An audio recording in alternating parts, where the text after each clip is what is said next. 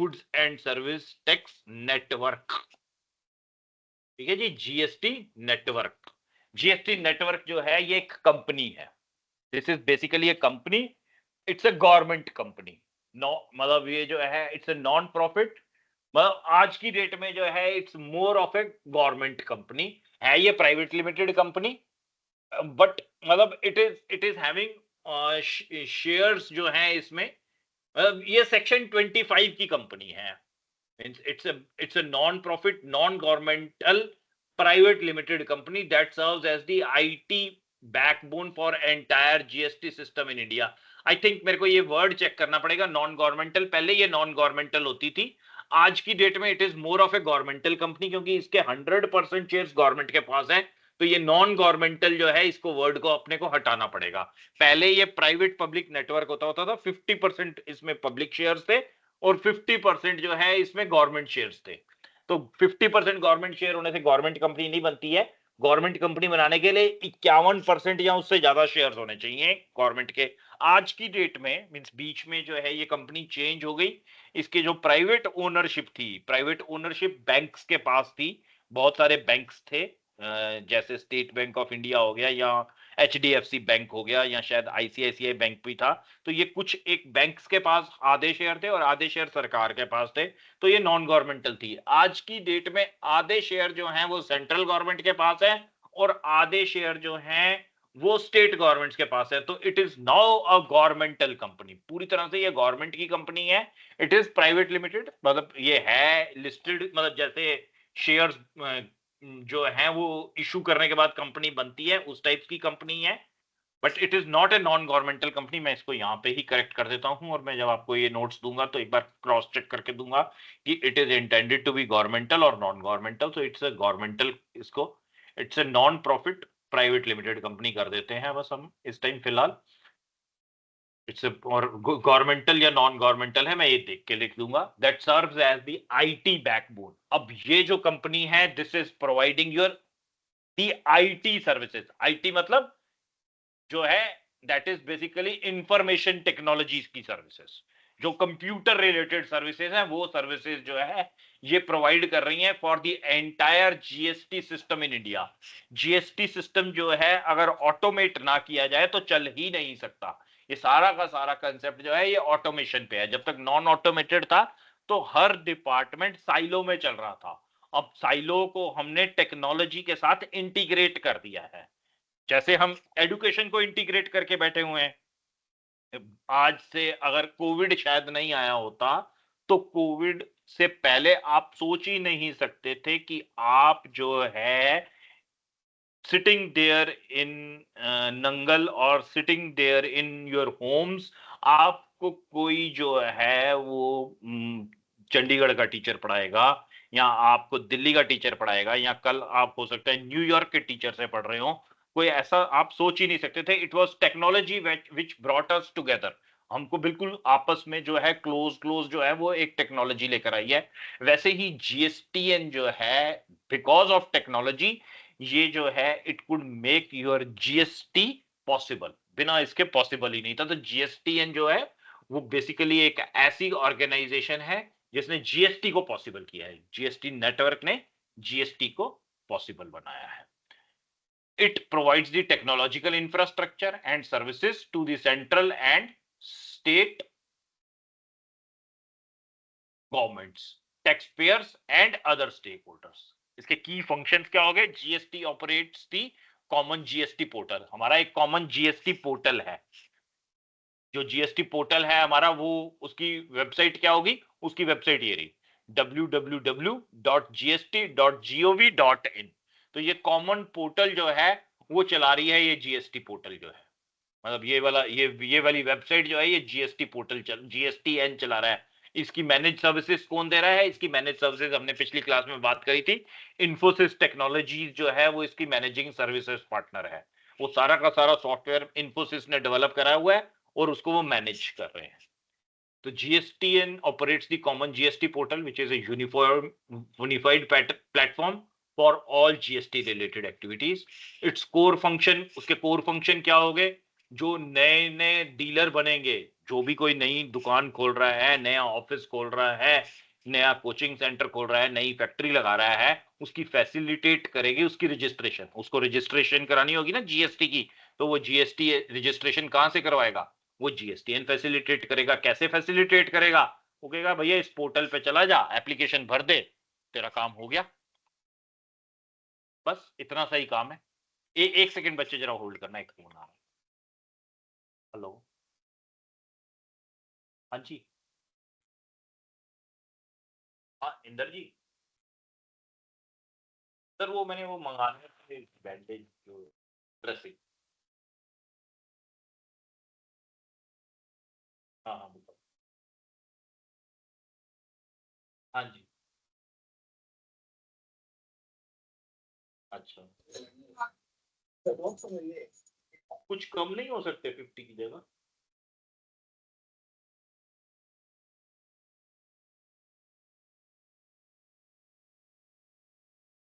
चलो। हाँ हाँ हाँ, ठीक है ठीक है।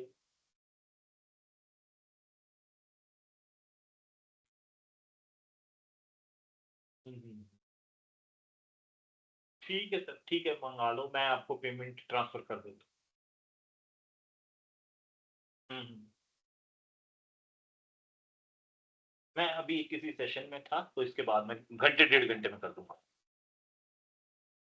ठीक है सर, ठीक है, ओके जी। सॉरी बेटे, एक अर्जेंट कॉल थी, इसे मुझे लेनी पड़ी। तो रजिस्ट्रेशन फैसिलिटेट करनी है, जो भी नए बंदे आएंगे उन्होंने रजिस्ट्रेशन करानी करानी है अपनी जीएसटी की। जो भी बिजनेस करने आएगा, जब बिजनेस करने आएगा और उसकी टर्नओवर जो है वो एक साल में 40 लाख रुपए से ऊपर की टर्नओवर होगी, तो उसको मतलब जीएसटी की रजिस्ट्रेशन करानी ही पड़ेगी, उसके पास कोई चॉइस नहीं होगी। ठीक है जी। अगर जीएसटी की रजिस्टर, अगर 40 लाख से ऊपर का साल का धंधा वो एंटीसिपेट कर रहा है, तो वो जीएसटी की रजिस्ट्रेशन कराएगा ही कराएगा। और हिमाचल में बैठ के कर रहा है, तो 40 की जगह 20 लाख पे ही करानी पड़ेगी, या किसी और पहाड़ी स्टेट पे बैठा हुआ है तो भी उसे 20 लाख में ही करानी पड़ेगी। तो we will touch based upon the registration also today. बड़ी डिटेल में नहीं पढ़ेंगे, सिर्फ टच बेस करेंगे, क्योंकि ये चैप्टर नंबर 5 है। ये जब वहां पहुंचेंगे तो हम डिटेल में पढ़ेंगे, बट हल्का फुल्का टच बेस मैं साथ साथ करता जा रहा हूँ, ताकि आपको ऐसा न लगे कि कुछ अजीब सा कंसेप्ट पढ़ रहे हैं, जहां रजिस्ट्रेशन भी किसने करनी है वो भी नहीं पता हमें। So forwarding the returns to the central and state authorities. जो रिटर्न फाइल होती है, यहाँ पर सिंगल रिटर्न फाइल होनी है, वो सेंट्रल गवर्नमेंट की भी लिए भी होनी है और वो स्टेट गवर्नमेंट के लिए भी होनी है। तो वो जो रजिस्ट्री रिटर्न है, वो फाइल तो जीएसटीएन पे होनी है, इस पोर्टल पे होनी है। इस पोर्टल से आगे सेग्रीगेट करके वो सेंट्रल गवर्नमेंट वाला सेंट्रल गवर्नमेंट को दे देगा, स्टेट गवर्नमेंट वाली रिटर्न स्टेट गवर्नमेंट को दे देगा। आपस में वो उस डेटा के बेस पे बाइफरकेट करके उनके हाथ में सॉफ्ट डेटा पहुंचा देगा, एक्सेल बना के उनकी, मतलब उनके जो टेबल हैं, वो टेबल बना के वहां तक पहुंच जाएगा कि तेरे फलाने जीएसटीएन नंबर की, जीएसटीएन रजिस्ट्रेशन नंबर की ये सेल हुई है। सर इस आपकी सेल आवाज बहुत स्लो आ रही है सर। सबको स्लो आ रही है या मेरे आपको स्लो आ रही है बच्चे? Can we have the no sir response सही फ्रॉम है। The group? सर सही है नो सर सर। मेरे को आ रही है सर स्लो। तो बच्चे एक काम कर, रीजॉइन कर, ड्रॉप ओके करके। सर। बाकी सबको तेज आ रही है तो कोई फिर मेरे पॉइंट नहीं ना।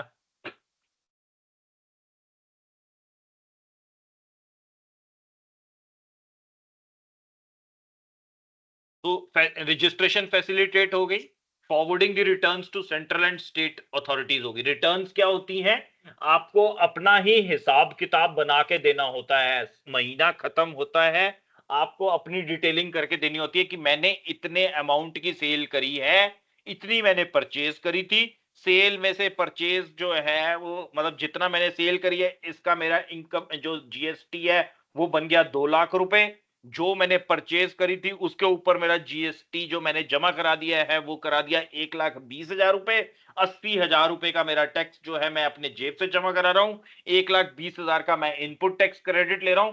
ये सारा हिसाब किताब एक फॉर्म के ऊपर बनाकर जो है इस पोर्टल पे हमें देना होता है। इस पोर्टल में वो फौरा का सारा फॉर्म भरना होता है। तो वो जो डिटेल्स है वो डिटेल्स रिस्पेक्टिव स्टेट गवर्नमेंट और सेंट्रल गवर्नमेंट को चली जाएगी उसी फॉर्म से।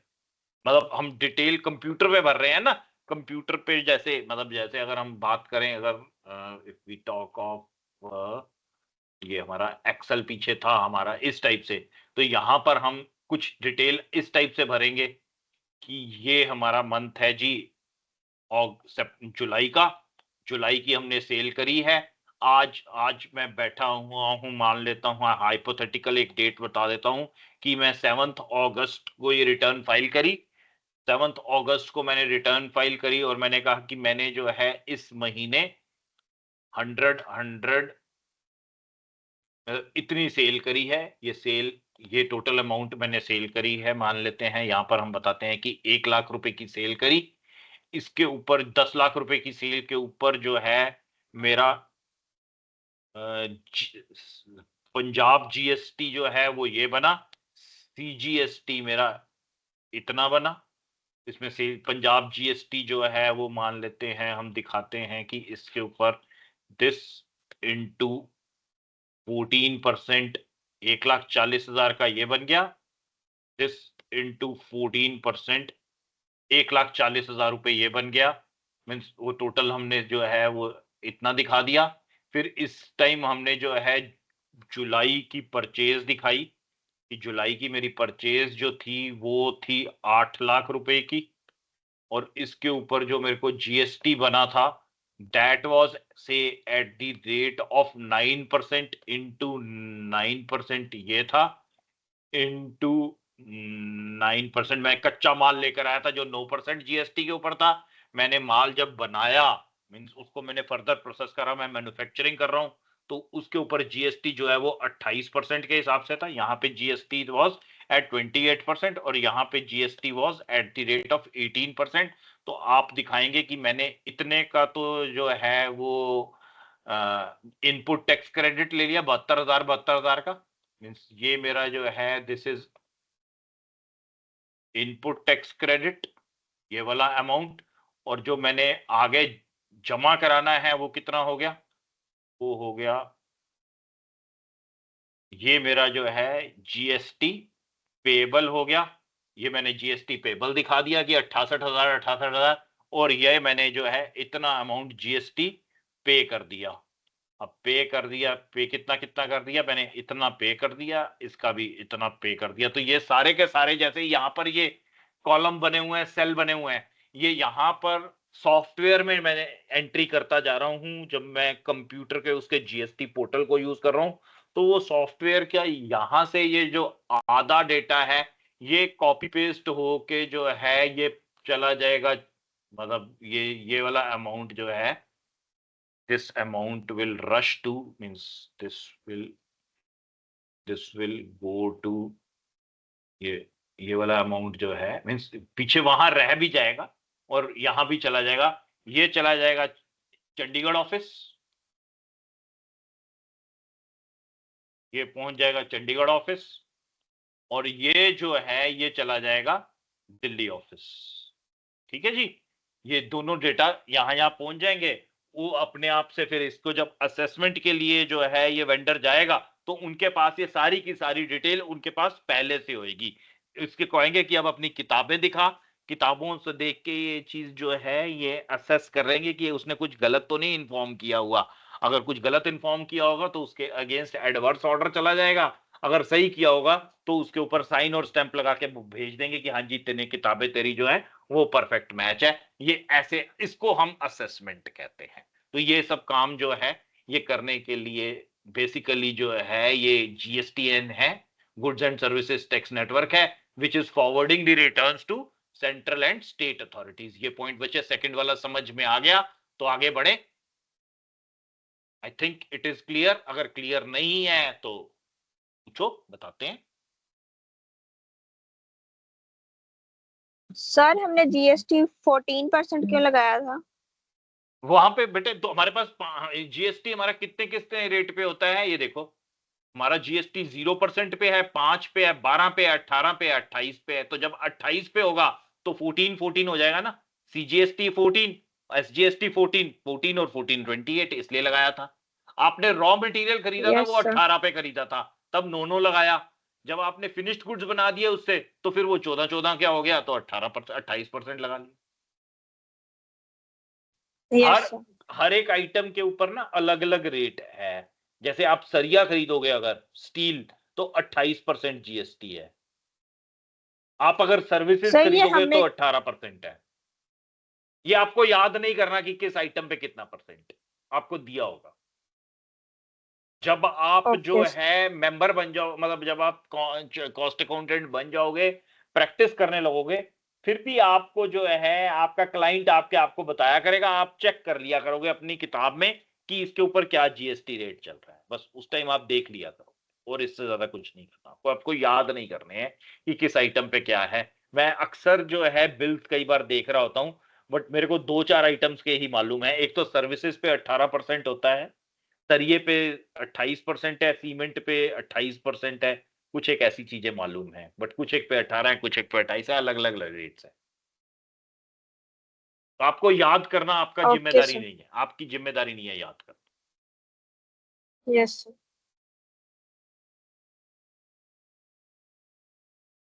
Computation and settlement of IGST, तो मैंने आपकी अभी कंप्यूटेशन और सेटलमेंट जो है वो भी एक्सेल पे आपको समझा दी है। अब आपको खाली ये पॉइंट याद ही करने हैं, समझ आपको आ गया होना चाहिए कि कर क्या रहा है कंप्यूटर। मतलब एक होता है कि खाली याद करना कि forwarding the returns to central and state authorities, दूसरा ये कैसे फॉरवर्ड करते हैं वो चीज समझा दी, तो अब तो ये पॉइंट याद करना आसान है। वैसे ही computation and settlement of IGST, अब जैसे ये हमने सीजीएसटी एसजीएसटी का किया है, वैसे आईजीएसटी का हमने पिछली क्लास में पूरा डिटेल में समझा था कि मतलब उसकी आईजीएसटी की जो है वो सेटलमेंट कैसे होनी है। तो वो जो है वो बहुत एक इंपॉर्टेंट फंक्शन हो जाता है जीएसटी का, जो उसने पहले स्टेट गवर्नमेंट से जो है वो सेंट्रल गवर्नमेंट को लेना है। जो एसजीएसटी, जैसे ही एसजीएसटी अभी तक जो है वो स्टेट गवर्नमेंट ने लिया हुआ था, जैसे ही इंटर स्टेट सेल हुई तो वो सारा का सारा एसजीएसटी जो है वो सेंट्रल गवर्नमेंट के पास आ जाएगा। उसके बाद जब इंटर स्टेट सेल होने के बाद वो प्रोडक्ट दूसरी स्टेट में जाके कंज्यूम हो गया, तो उसका जो सेंट्रल गवर्नमेंट के पास हिस्सा पड़ा हुआ है आईजीएसटी का, वो निकाल के हमने उस रिस्पेक्टिव स्टेट को देना है कि ले भाई ये तेरे पैसे थे तेरे पास, तो अब इसको रख ले अपने पास, ये तेरे रेवेन्यू का हिस्सा हो। तो that is like computation and settlement of IGST. ये याद है ना पीछे हमने जो किया था, ये वाला, ये सारा का सारा जो सेटलमेंट था, इट वाज दिस।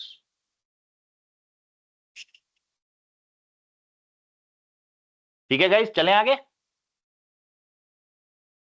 यस ये याद है ना ये वाली, ये सेटलमेंट स्लाइड। अब ये रिपीट नहीं कर रहा हूं मैं, सिर्फ सिर्फ रिकॉल करवा रहा हूं आपको। अगर याद नहीं है तो आज नोट्स आएंगे, एक बार पढ़ लेना। ओके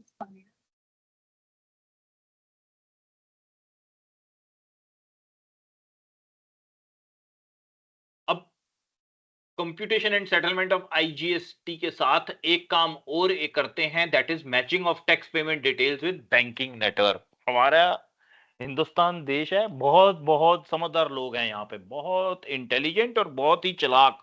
चालाक के आगे फिर थोड़ा सा और चले जाए तो धूर्त, बेईमान भी हैं, हर तरह के लोग हैं। तो बहुत बहुत फ्रॉड हुए हैं कि टैक्स जमा ही नहीं कराए गए, बैंक में चालान जो है वो दिखा दिए गए। जैसे बैंक में आप पर्ची जमा कराओ कि ये 500 रुपए डिपॉजिट हो गए, तो 500 रुपए लिख देते हो। या आप 500 भी क्यों जमा कराओ, आप 50 रुपीज जमा करा के आ जाओ, बैंक में 50 लिखो, नीचे इंग्लिश में 50 लिखो, और 50 रुपए का जो है एक और पर्ची बना के आ जाओ कि ये 50 रुपए जमा किए, और दिखा दिया कि ये पंजाब गवर्नमेंट के सेल्स टैक्स में जमा किए हैं। जब वो पर्ची जमा करके आ जाते हैं, एक सादी सी पर्ची होती है, जैसे आप बैंक में पैसे जमा कराते हैं ना, ऐसी पर्ची होती है। उस चालान को जमा कराए, चालान पे जाके स्टैंप लगवाए, साइन करवाए क्लर्क से, ऑफिसर से, सबसे कि लो जी साइन कर दो, हमने टैक्स जमा करा दिया 50 रुपए। जमा कराने के बाद पेन आपने ही वही वाला पेन रखा हुआ है, उस 50 रुपए को 50,000 बना दिया। आपने ऐसे करा था, 50 रुपए लिखे थे, आगे घुग्गी सी मार दी थी, उसको ये किया ही नहीं था कि उसको पूरा कि 50 के आगे कुछ लिख ही ना सके, ऐसा कर दिया था। खाली 50 लिखे, 50 रुपए का नोट दिया, वहां बाबू से बैंक से वाले से स्टैंप लगवाई कि 50 रुपए जमा हो गए, इधर इंग्लिश में 50 लिखा और वो जमा करा दिया कि 50। बाहर निकले तो 50 के आगे लिखा 50,000, 3 जीरो और लगाए, और नीचे 50 के आगे लिखा 1000 और इंग्लिश में और ओनली लिखा, और अपना कहा कि ले जी अब हमने 50,000 रुपए की कर दी एंट्री फर्स्ट क्लास। अब 50,000 रुपए की आपने एंट्री कर दी, घर आके आपने दिखाया कि मैंने जो सेल करी है वो तो करी है जी मैंने कुल मिला के लाख रुपए की सेल के ऊपर मेरा जो टैक्स जमा कराना बनता था वो करता था 10,000 रुपए, मैं जमा करा के आया हूं 50,000 रुपए, और रिटर्न फाइल करेगी टैक्स बनता था 10,000, जमा करा दिए हैं 50,000, 40,000 रुपए का मेरे को रिफंड दे दो। रिफंड लेने के टाइम पे आपने जो है वो बाबू जो था वहां पे उसको दिए 5,000 रुपए की, ले भाई 5,000 रुपए तू भी रख और अपना इसमें से 5,000 तेरे आगे। वो सबसे पहले आपका रिफंड निकालेगा कि ले भाई ये बच्चे ने जो है ये 50,000 रुपए गलती से जमा करा दिए हैं और बनते थे 10,000, तो 40,000 रुपए का रिफंड है, मेरे 5,000 रुपए आ गए, आपको 40,000 रुपए वो महीने की जगह 1 हफ्ते में दे देगा। आपने चुपचाप से वो 50,000 रुपए जो 40,000 रुपए थे वो ले लिए। जमा कितने कराए थे? 50 रुपए। जमा कराने कितने थे? 10,000 रुपए। रिफंड ले कितना लिया? 40,000 रुपए। रिश्वत कितनी दी? 5,000 रुपए। 35,000 रुपए आपने अपने घर कमा लिए, और ये काम आपने करा। पंजाब में जो है वो अगर 20 डिस्ट्रिक्ट हैं तो 20 डिस्ट्रिक्ट्स में 20 इंटू 50,000, पता चला कि बैठे बैठे घर में 10 लाख रुपए, 10 नहीं तो 7 लाख रुपए, 7 नहीं तो 5 लाख रुपए, कुछ ना कुछ ऐसे कमाने शुरू कर दिए। ये हिंदुस्तान में कई लोगों के मुंह पे ऐसा खून लगा हुआ था जब तक जीएसटी नहीं आया था। तो उस जीएसटी ने फिर जब आया तो जीएसटीएन बनाया। जीएसटीएन बना के उन्होंने जो मैचिंग ऑफ टैक्स पेमेंट है, ये बैंक नेटवर्क से डिटेलिंग अपने आप पहले की पहली ही पीछे सॉफ्ट रिकंसिलिएशन शुरू कर दी। आपके चालान की कीमत ही खत्म कर दी कि हमें तुम्हारा चालान देखना भी नहीं यार। तुम कह रहे हो ना मैंने 50,000 रुपए टैक्स जमा कराया, मैं पीछे देख लेता हूं, मेरा जीएसटीएन देख देगा। तो ये matching of tax payment details with the banking network, ये काम भी जीएसटीएन अपने आप करके देता है सरकार को। वो चालान वाला जो कच्ची पर्ची वाला जो था रिकंसिलिएशन, वो खत्म करती है। और ये कच्ची पर्चियों वाली जब आप कभी कोई आप में से कोई एक जीएसटी की प्रैक्टिस में आएगा तो वो अक्सर सुनेगा कि बठिंडे में भी ये हो गया, ये पहले जो है फिरोजपुर में भी ऐसा हुआ था, ये गुरदासपुर में भी ऐसा हुआ था। वो सारी चीजें अब बंद हो चुकी हैं सन 2017 के बाद, क्योंकि इन्होंने काम पक्का कर दिया। इन्होंने जहां जहां लूप होल थे, जहां जहां गड्ढे थे, वो गड्ढे भरते चले जा रहे हैं। तो जीएसटीएन का एक मेन फंक्शन ये भी हो गया।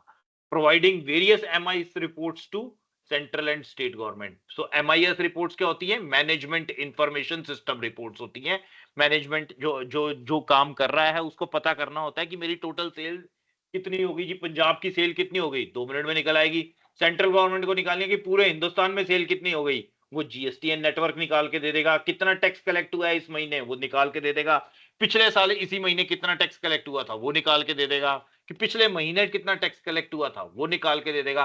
तो जो ये जीएसटीएन है, ये सारी की सारी मैनेजमेंट इंफॉर्मेशन सिस्टम रिपोर्ट्स भी निकाल के सेंट्रल और स्टेट गवर्नमेंट को देता है based on tax payer return information. जैसे जैसे टैक्स पेयर रिटर्न फाइल करता जाएगा, इनको पता चलता चलेगा। Providing analysis on tax payer profile, tax payer के प्रोफाइल के बारे में भी इनको पता चलता जाता है, क्योंकि it is a data company. ये कंपनी वो है जो डेटा में से इंफॉर्मेशन निकाल के दे रही है। And data is the new oil. Mukesh Ambani जो रिलायंस इंडस्ट्रीज, जिसका रिलायंस जियो का फोन आप लोग यूज करते हो, वो जियो में क्यों आया? क्योंकि he said that data is the new oil. जिसके पास ऑयल होता होता था उसी के पास पैसा होता होता था पहले। अब वो कहते हैं कि जिसके पास सारा डेटा है उसके पास सबसे ज्यादा पैसा होगा।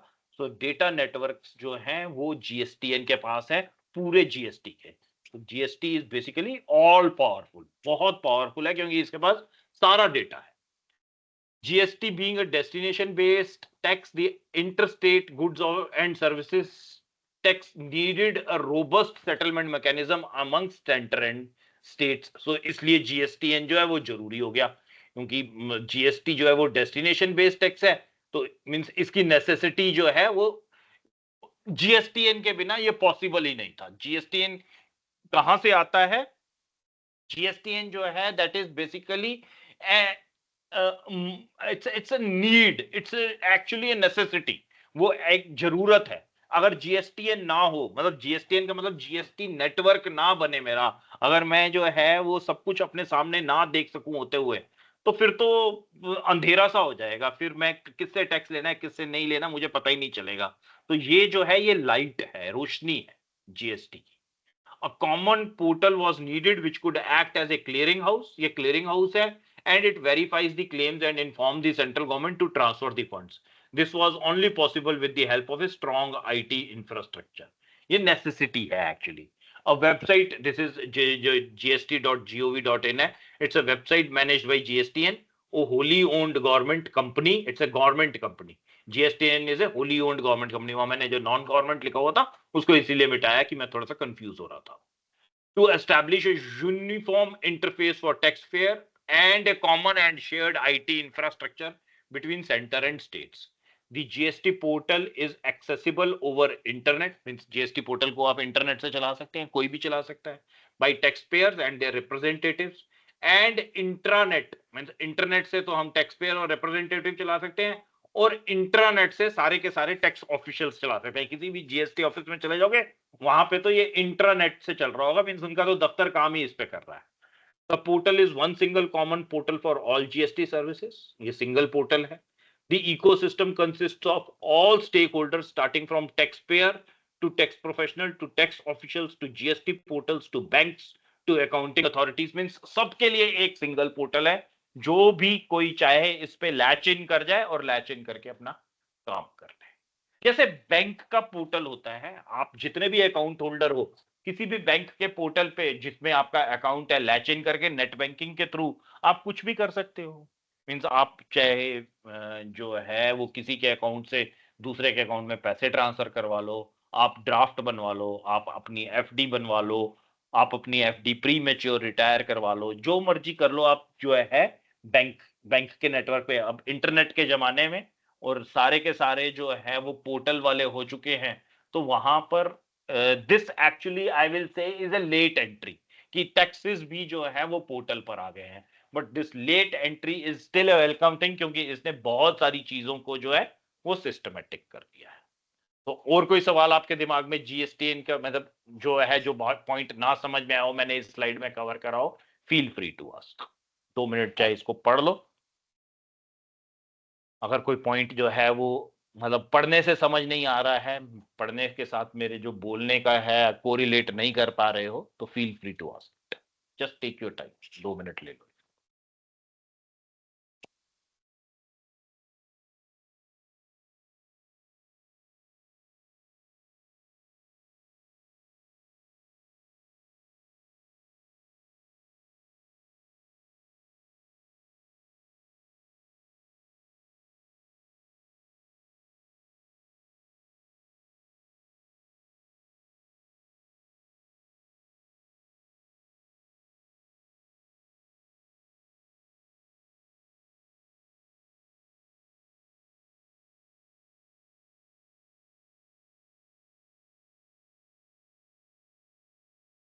चले आइए।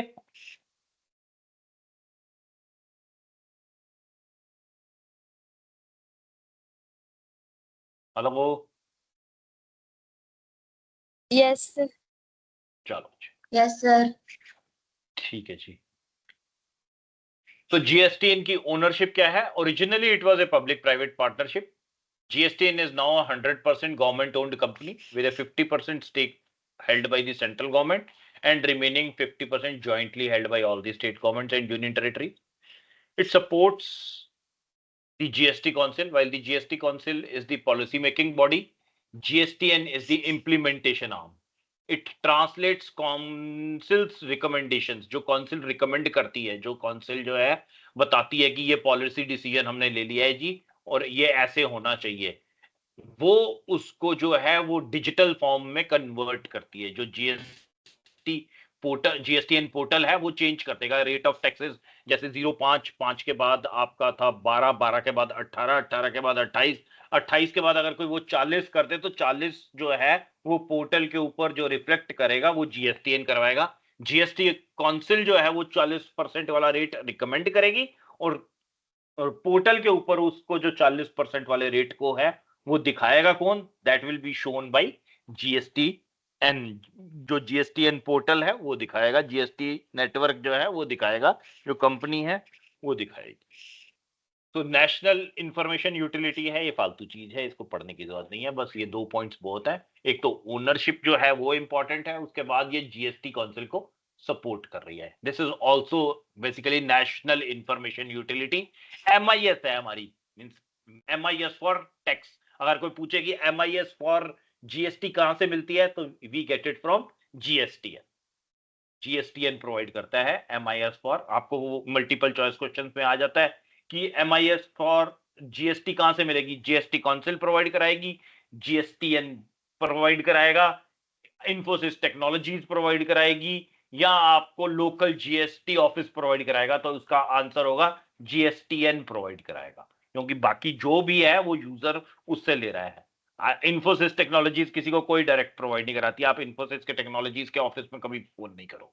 हमें मालूम है कि ये पीछे इंफोसिस टेक्नोलॉजी चला रही है, बट मतलब जो फ्रंट एंडिंग कंपनी है वो GSTN है। वो GSTN को सर्विसेज दे रही है, वो इंडिविजुअल टैक्स पेयर को सर्विसेज नहीं दे रही है। ये सारी की सारी जो 2 स्लाइड्स हैं वो इस सिंगल स्लाइड के अंदर कवर्ड है। जब आपको वो पूरी 2 स्लाइड समझ में आ जाती हैं, तो उसके बाद आप ये सिंगल स्लाइड से इसकी रिवीजन कर सकते हैं।